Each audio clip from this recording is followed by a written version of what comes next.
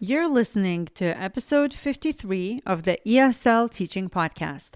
As you know, my mission is to help as many teachers as I can, whether you are an ESL teacher or content area teacher who wants to help English learners in your classroom. All of my resources are geared towards that, whether you're looking for an EL curriculum or coaching for yourself and your colleagues. And speaking of coaching, in today's episode, I'm sharing something I had been wanting to do for a very long time. Throughout my conversations with members of the ESL teaching roadmap, I would frequently think to myself, gosh, I wish I would have thought to record this. These questions are so good. I bet other teachers are wondering the same thing.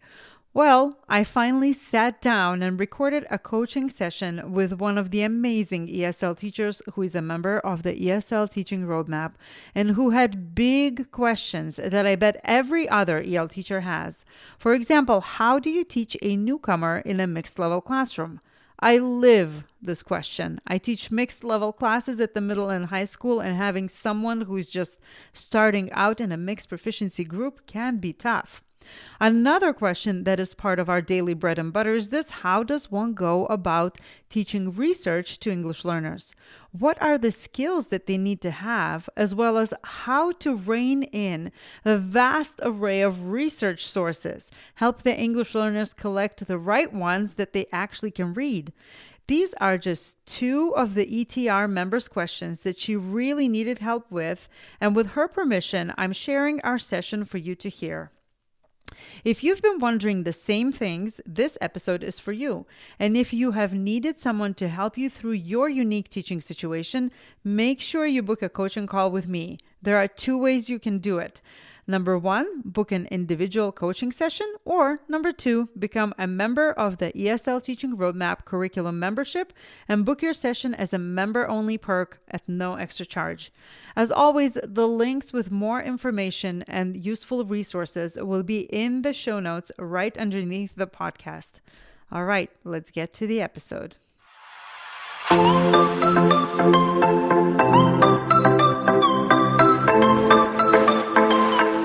Hello and welcome to the ESL Teaching Podcast. I'm your host, Yeva Groslis, otherwise known as simply Yeva, and I am so thankful that you tuned in. I'm looking forward to sharing both my knowledge and experience on this podcast, as well as that of my fellow teachers. Okay, so you said you had some questions. I saw your questionnaire, and these are big questions. So I did prepare for them. I did some research. I actually created one worksheet for you that I wanted to share with you so that you can use it. But let's tell me a little bit about your teaching situation. Okay, so I've been teaching ESL for 4 years, but I taught in Korea and I taught elementary. I have a master's in teaching English as a second language, but I did not have my bachelor's in education. I was actually in international business before I went into teaching.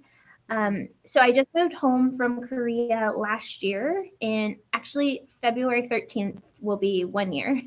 So like it's coming up soon. Yeah. And when I moved home from Korea, I started working as a sub. That led me to a full-time position. And the district that I'm in is growing, and it's like completely out of control with their EL students, which is really awesome. And the district, I love my district. They are so like positive and really, really want to do everything that we can to get something up and going, but currently there is nothing. So there was a program in the like elementary, I think it was elementary. And then last year at the middle school, they had a teacher, but she was like a counselor. They just kind of stuck her in the classroom, but there was nothing for secondary. So my position, I teach 9th grade, and then the 8th grade position, my position, and then the position at the high school, which is 10th, 11th, 12th, are all brand new. and they have no materials for us. Mhm. They have no really idea what to do with us. Our coordinator is great. Like, I absolutely love her, but she has always worked in elementary. So her background is, I think, up to fifth grade, I think is what she taught. And she's been teaching for the district. So she understands a lot of like the admin side of things because she's been here. Um, but like okay, let me back up. So this year they hired me for the ninth grade, then they hired the high school teacher, and then they also hired the eighth grade teacher, who's already resigned. Yeah. So currently they have a long-term sub, um, and I don't know, they're kind of scrambling right now. So our coordinator, who is again fantastic, she just doesn't really have anything for us is in terms of like curriculum. So Yes. we're making it up as we go. And I've never taught high school, so I'm like scrambling. I know how to teach ESL. Mm. I'm completely comfortable with that. But it's the ELA side that I'm really struggling with. But my class, so I teach two different sections. I teach like English, so like ELA, but it's for non-native English speaking students.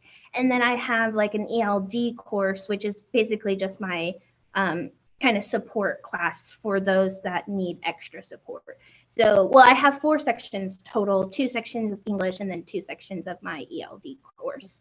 So I am just making everything up as I go, and I'm completely exhausted because I just don't know. Like, I know ESL. I'm really comfortable with ESL.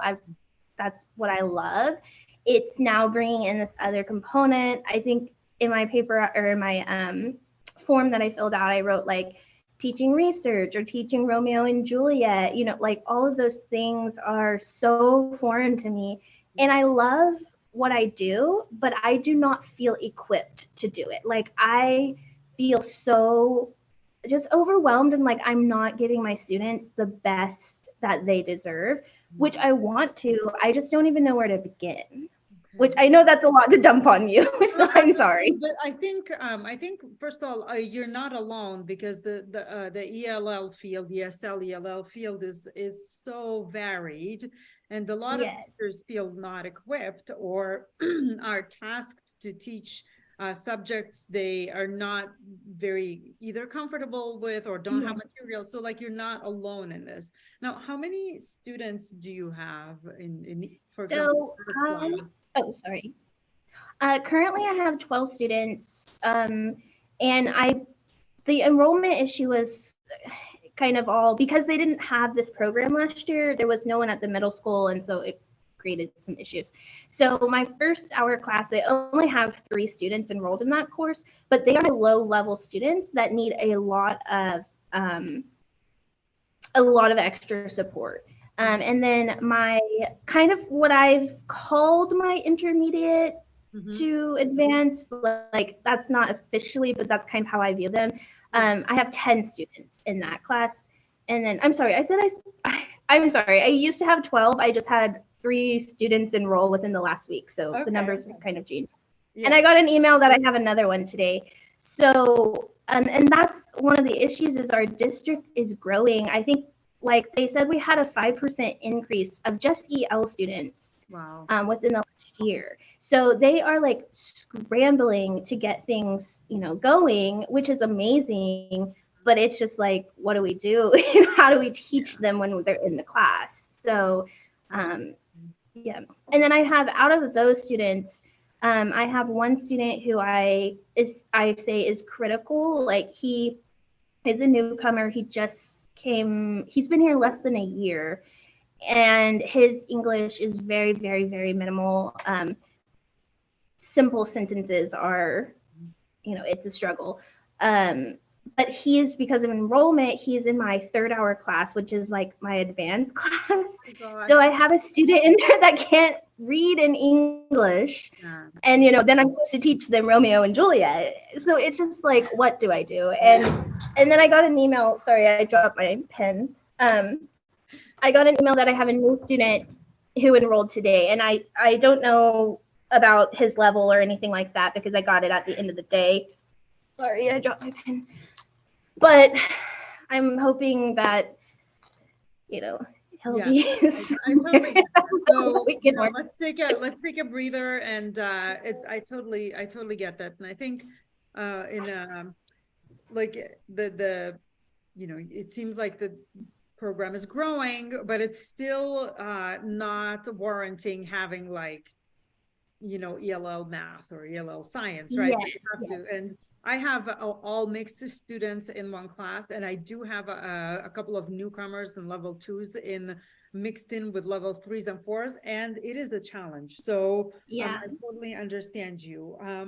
But I think so what I wanted to touch upon, so I wanted to, now that I know that like you don't have the materials and everything, and I'm so happy that you joined the ESL teaching roadmap because It's a because lifeline, I keep seriously. creating materials. So like I'll be honest, I use for newcomers, and I have two newcomers, and I finally was able to go, to the administration, and I say these two newcomers have to be separately from anyone because they need to learn the language, right? So Yes. one of my favorite for newcomers like that books is National Geographic Inside the USA, and I will Okay. share with you a link soon. It does go. It's a little bit older in terms of like pictures, because they sometimes show like tape recorders or whatever. However, it really builds the basics. So if you can get the hands on that, that would be great. And all of my materials, my extra materials that I create, uh, go really well with that particular textbook. So National Geographic Inside USA works well for newcomers because they have it's right at their level. There are other books. I think it's called The Edge, but it's a lot more. I don't know if Yeah. you know it, but it's for Yeah. newcomers. It's too much. It's just Yes. too Our much. district has that, Yeah. which I have gotten on there, but I just thought it's just too much. I thought the same thing. I was like, this is too much. And I haven't used it, to be honest. I've just been using things off the internet because I'm just like trying to do the edge is just not going to work.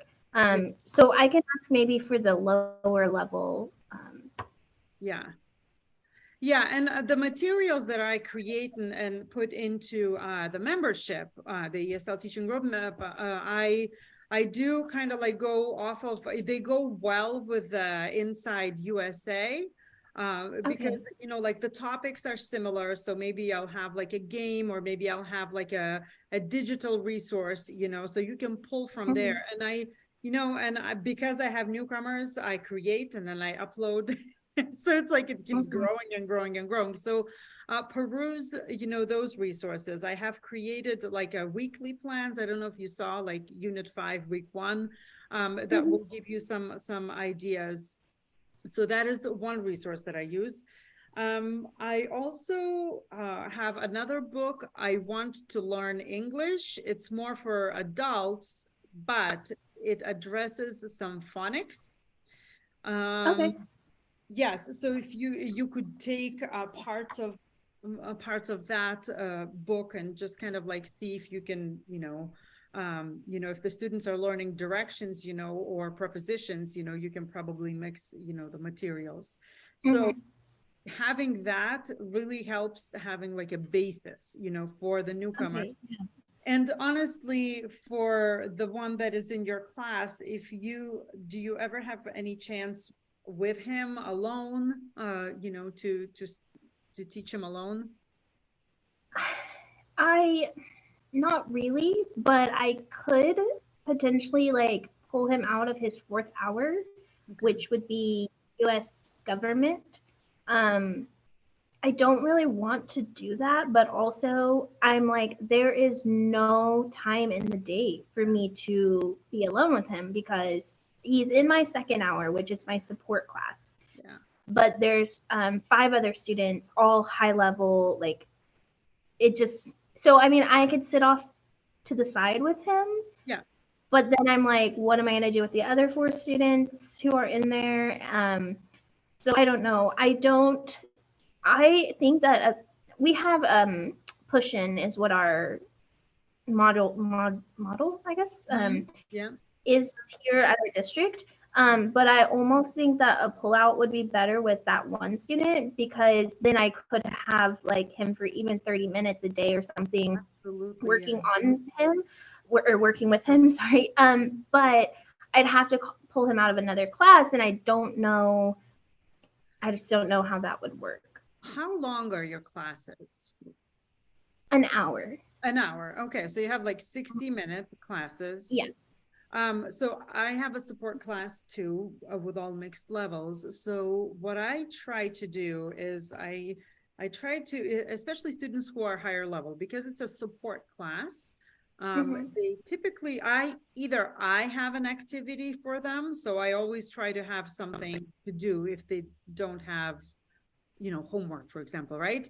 But at the start of the class, we kind of Yeah. like, everybody kind of like checks what they have to do, and if there's a buddy that is doing the same thing, so they can, pair up and work on that.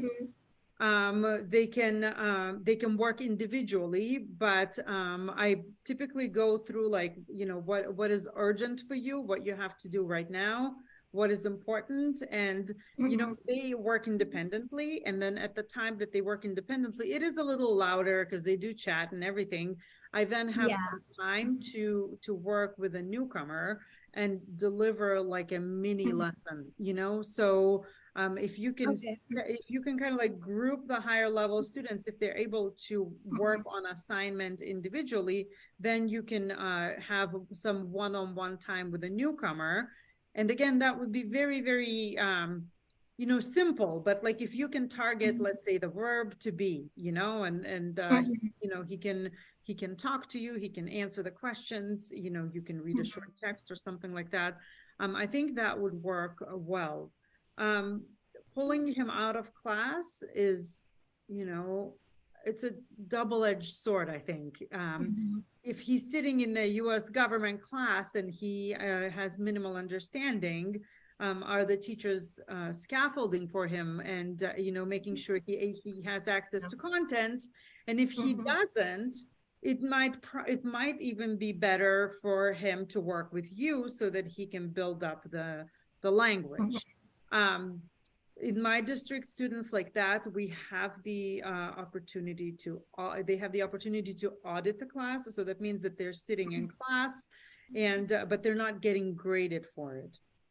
So they're going to go back to the same class next year, because that's a graduation requirement. But while they're building up their English language skills, the hearing, because they have to be exposed to the language for, quite a bit of time to be able to Yeah. produce. So if How do you determine, how do you determine if they should audit or if they could be enrolled? they are enrolled in the class, it's just that they're not getting the grade. They're Oh, not okay. yeah, they're not.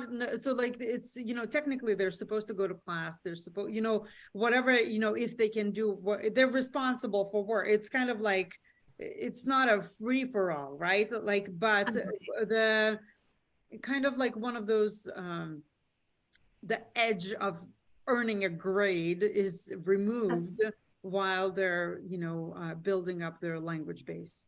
So if Okay. we do work with guidance counselors, we do work, like I do the screening, and then we all work as a team, the guidance counselors and the deans and everything, and we sit down, and obviously the parents, and and the kid is gonna go back to the same class, but the content will be familiar, the language will, after 1 year, the students pick up, whether you teach them explicitly or not. Obviously it's better to teach them explicitly, I think, because it's, Yeah. so I think that would be one way to work with a newcomer in that Okay. very varied class. So with this student that, where would I even begin with him? What do you think is the most critical area that I need to really focus?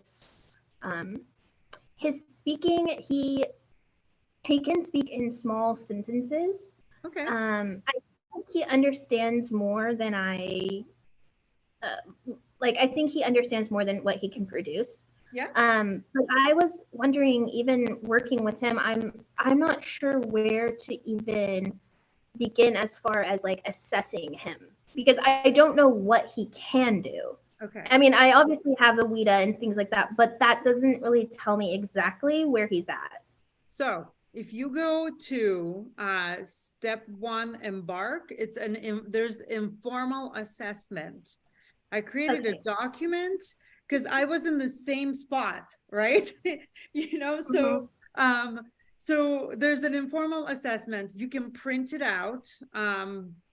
And just kind of like jot down, this is just for you to see. So and I asked the student the simplest questions, like, tell me the alphabet, count, read these numbers, Mm-hmm. what are the body parts, what are the, so just like the very, very basics, like the shapes, the colors, the, showing the pictures, asking him to name items in the pictures, and then checking if he can actually listen, and saying the items in the pictures and asking him to point. So it's Mm-hmm. very simple, but it will be a good starting point.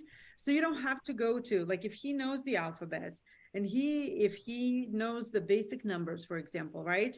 And if he knows the basics, then you can probably go straight into like maybe not like narrative, but like personal information, giving personal information, can you tell me your address? Maybe he wants to teach him the pronouns, personal pronouns, he, she, it, because these are the ones that always confused by students. Yeah. How to give personal information, how to ask other people for information. Classroom objects, again, in that informal assessments, you will be able to figure out if he's familiar with the classroom objects. And maybe you can go even further. Maybe you want to talk about, let's say, emotions and food, like these basic things, right? Or things we do, Mm-hmm. the verbs, what do we do every day? Because these are important, and these will Yeah. be we'll take him from one word answers to short phrases to maybe even a Mm-hmm. sentence, teaching this simple ways. This is a sentence and this is how we write, with capital letter and a period. And then Mm-hmm. have him, maybe do some dictation. So again, if you look into those units and the worksheets that I have in that embark section, the step Mm-hmm. two, they go kind of like in order, increasing order of where you Okay. start, and how you go. Maybe you don't need to start with introductions, right? Maybe you can Mm-hmm. start like I said, at technology, at the verbs, at what they do. So Yeah. that would be the one way to go about it. Okay. Thank you so much. Yeah. So I also saw a question about research, how to teach Yes. research. I'm doing the best I can, but I don't know. We're getting there. We have collected our sources, and I've kind of gone over. They So let me back up. First, the English department at the ninth grade center is doing like a charity. So you're supposed to choose a charity and then write a paper on it and do a presentation. So we've chosen our charities and we've collected our resources. And last semester, I did have them write a personal narrative. That went okay. I'm not sure I would do it again the way that I did it. So they're familiar with writing because we did that last semester, but this is different because it's not a narrative. And so I'm having to teach them first of all how to write research, how to cite facts, and then like citation is huge. And I'm just kind of stuck. I don't know how to explain it to them in a way that is very basic, Yeah. but so I'm just kind of at a loss. Yeah. But before we move on, I want to make sure that they understand that like the difference between a fact and opinion and how to put that into your paper and if you're going to be using any direct quotes, like you need to make sure that you provide those resources. So like there's a lot of questions around Yeah. how to do it in a simplified way. And even my intermediate students, they still have never done this Yeah. before, and their writing is low. Like I think most of them are threes Mhm. on the access. Yeah. So, but all of them are sixes in speaking. So like they are very good at like listening and speaking and communicating that way. But and when it comes to writing and reading, they're a little bit lower. So it's like when I speak to them, I think they understand, and then I have them write something and they just don't. So I'm like, okay, how do I do this? And it's just a bit overwhelming. So I'm gonna first of all, I'm gonna point you to again resources that you can find inside the membership. And right now, I think they are in the bonus section, but I have posters that I just made for my students specifically for that reason. What is a citation? What is a topic? What is a thesis? So you can print them out and hang them in your classroom. I also Okay. have a poster for sentence starters. Oh, How do we argue? How do we express opinion? So again, these are visuals that you can, hang in your classroom and just have like a mini lesson about what it is. And the students, every time you say the word, I don't know, citation or mm-hmm. argue, then at least they can look, and understand. The other thing with now backtracking to the research, right? I think a lot of students come from uh, different cultures that do not understand Mm-hmm. the fact that you don't take, intellectual property in that regard. So that means, and I see my students all the time, and they see that something is written in beautiful, clear English, and they think that they're never going to get there, so might as well copy paste, right? So, Yeah. so it's true. So I think, uh, so you said you're already halfway through, because I was going to say, like, what do your students need to know before they even start the research project? And I think teaching them how to take notes. So like one Okay. lesson could be, how do we take notes, right? Um, Mm-hmm. so, for example, you can do like a T chart, right? And on one side, Mm-hmm. you write the source, let's say, or the topic, and then on the other side, you jot like some ideas. How do we take Okay. notes in general? Another thing is a lesson on paraphrasing. And it is a Oh. hard lesson for students who are lower level, but I think starting with level threes, students are able to have enough vocabulary to be able to even paraphrase in simple words. Again, a separate lesson, at least 60 minutes, okay, because they need to practice. All right, so paraphrasing, I think in and of itself is also at least one lesson, and you have to keep going back to it. I don't have a particular lesson on paraphrasing, but I think I found something on the internet because I was looking for my sixth grader. So my sixth grader Mm-hmm. really liked it. But paraphrasing is important, and understanding why we need to say. So first of all, it enriches the language. It's an opportunity for vocabulary building, but it is very important to avoid plagiarism, especially as they develop their language, and as they speak better and better, it will be much more difficult to say, hey, I'm an English learner, and Mm-hmm. Yeah. so paraphrasing. So I think there was one, okay, model note taking, paraphrasing. Um, Also, what is plagiarism? Another lesson. So it's like Yeah. almost like a week's worth of mini lessons. Like, what is plagiarism? What is what it is? What is your school rules? Because a lot of times kids are not really even aware of what is being asked of them. So kind of like going over thinking about real life examples of, Mhm. how would you feel like you worked so hard and Mhm. you created something, maybe you have musicians, for example, right? Or maybe you have Mhm. songwriters or dancers or whatever, how would you feel? So I always like to kind of like put it, like right in their court. So, and then of course, what is a citation? The word cite, the verb cite, the noun citation, they get confused with that.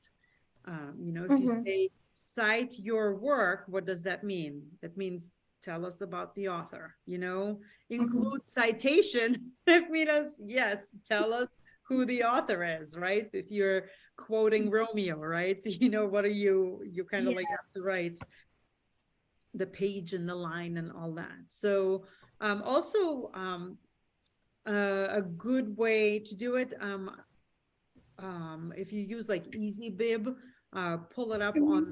the on the screen and just say Yeah. this is how we generate the citations and why they're important.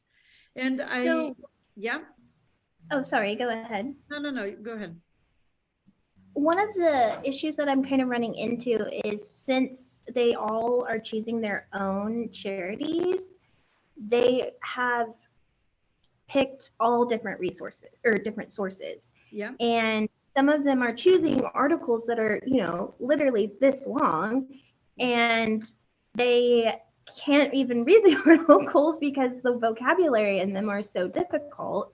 yeah, So I'm kind of getting like, I just don't know what to do at this point. We're already too far into it. This yeah. is my first time teaching it, so we can't go back now. Mhm. But I'm like, in the future, should I make them all do the same topic? I like the idea that they get to choose because then they would be more interested in it.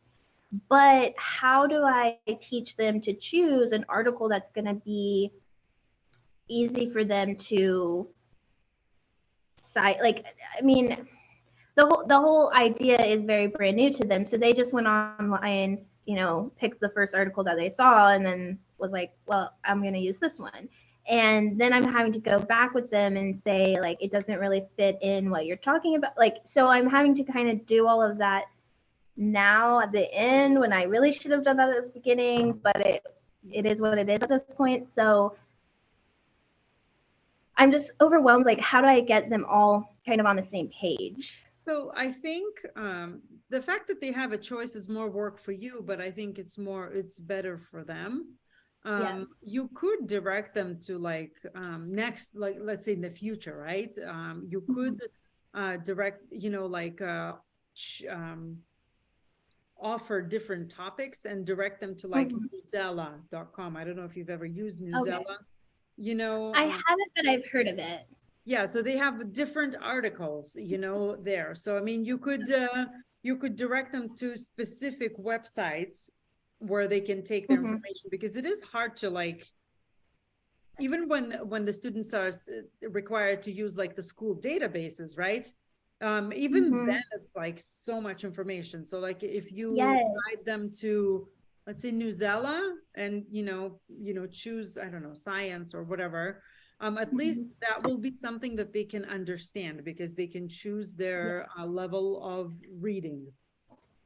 And the other thing is, again, you could probably take, um, if you decide to do the paraphrasing lesson, you can take a student's work, okay, or a student's chosen passage, and just kind of like project it, and as a class go over it Mhm. together. It doesn't have to be like long, it can be like 3 4 Mhm. sentences, that's all.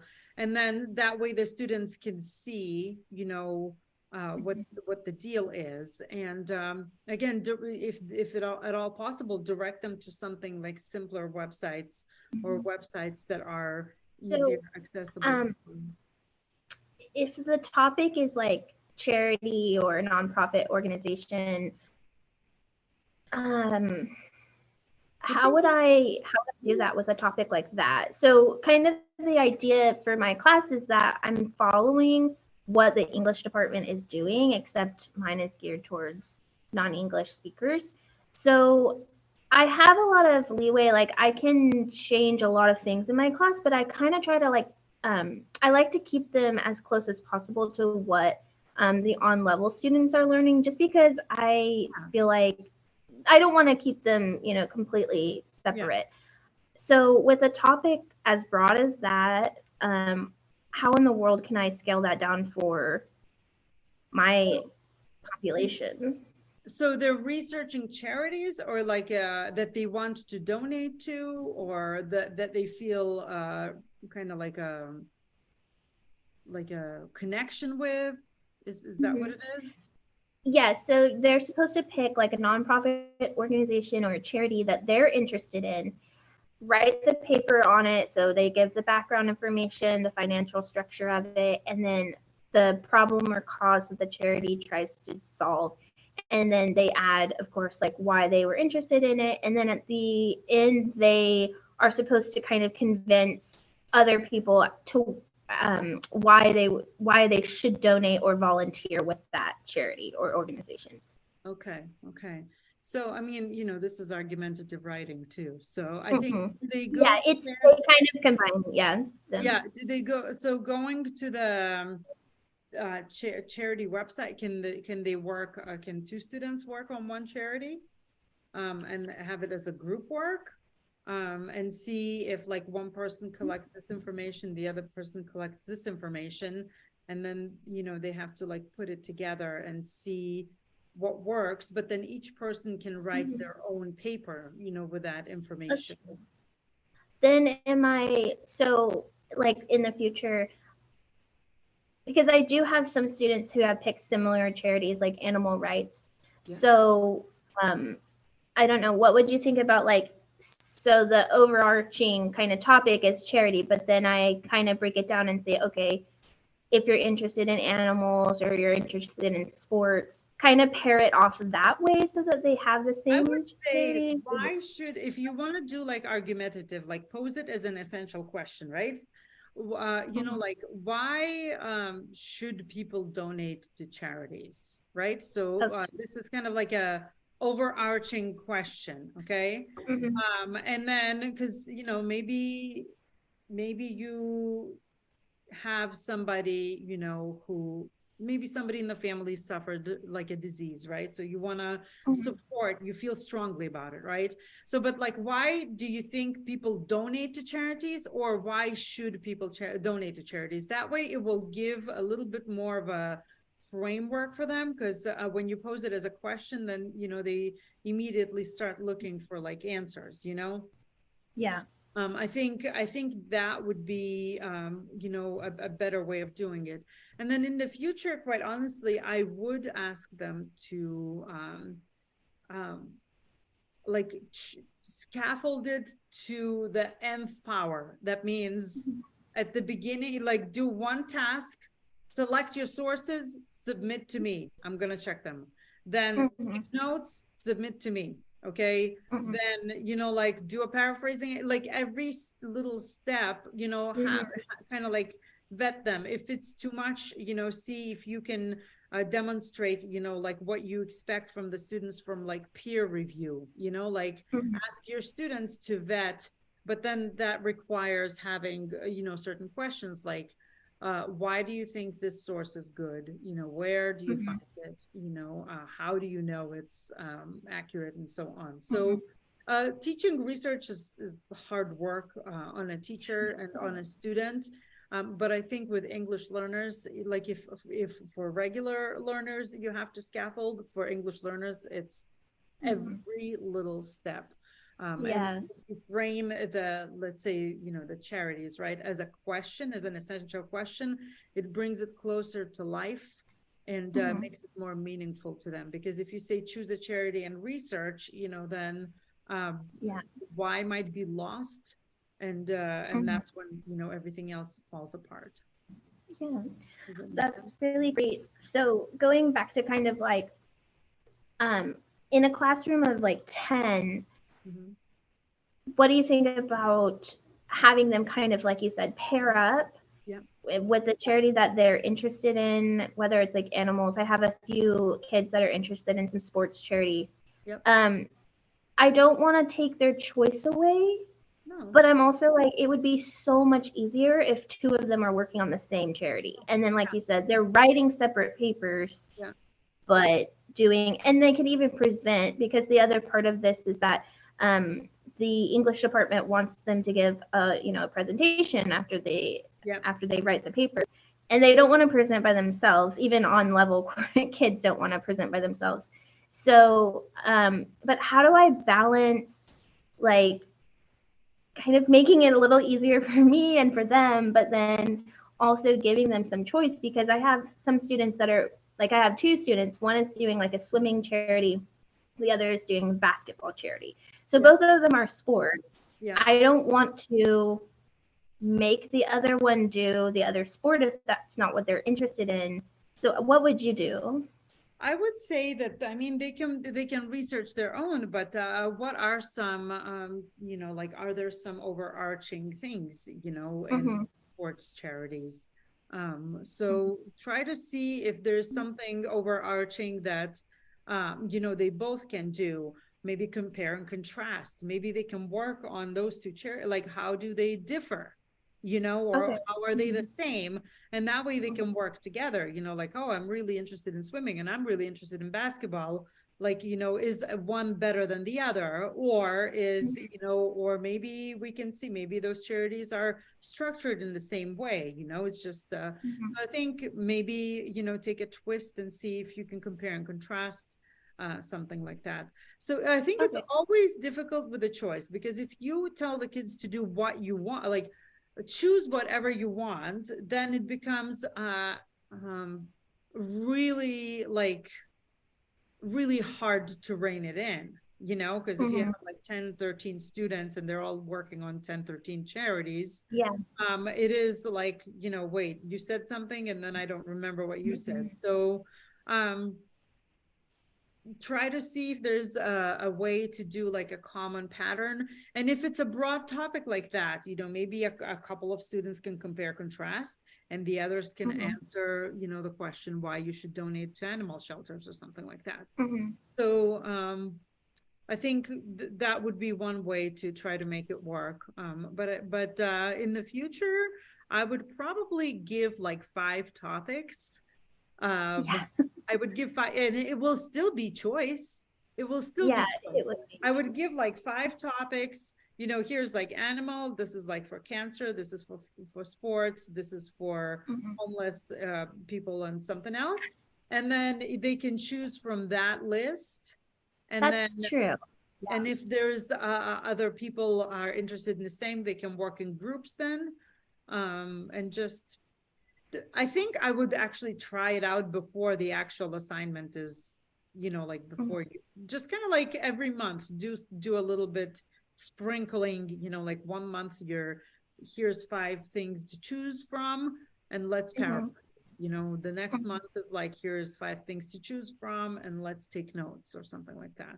And then when the Yeah, that's a big good idea. project comes around, at least they will be Mhm. able to, like, oh, okay, I know this stuff already. Yeah, I know the and story. that's a really good idea.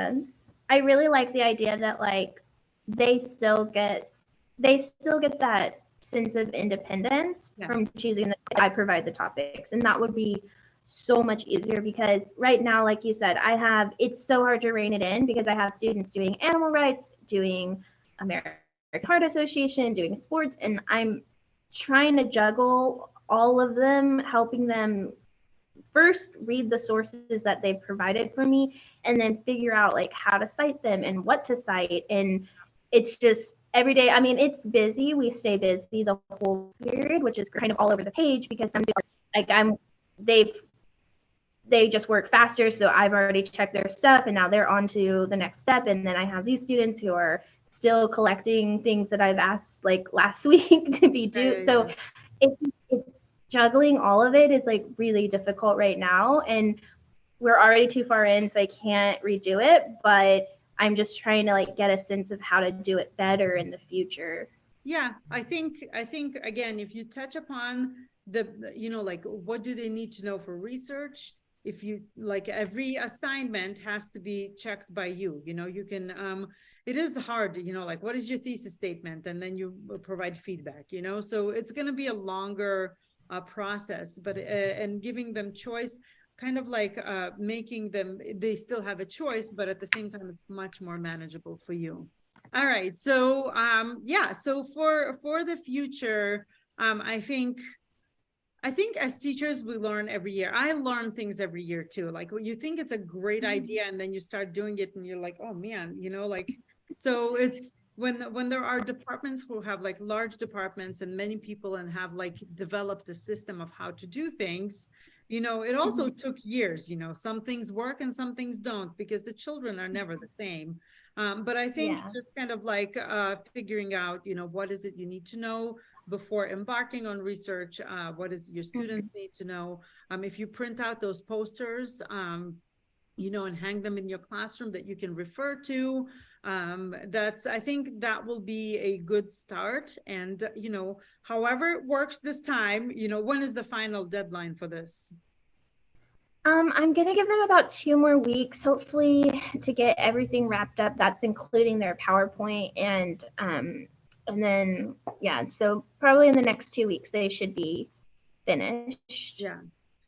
So at least you'll know, you'll see in the course of those a couple weeks, what needs to be tweaked a little bit. And maybe, again, you also can say like, hey, this is how we started, but this is not working. Is it working for you? How can we tweak? I think kids also like to be involved in decision making a little bit. And so I think that would be one way to do it.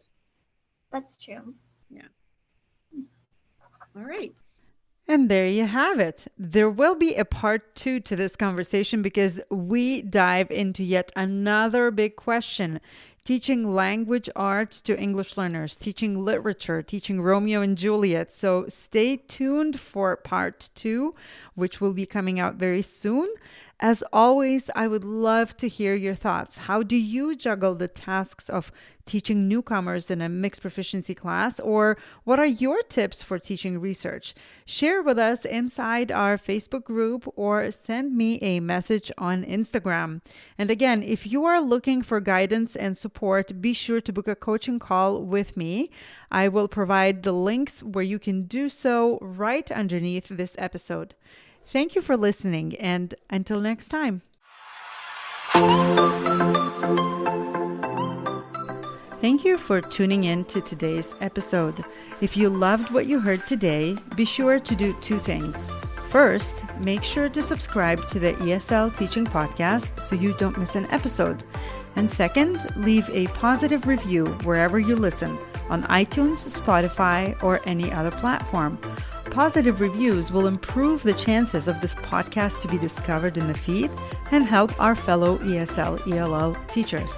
And of course, there's a third thing. If you aren't following me on social media yet, come join me on Instagram at simplyyevaesl,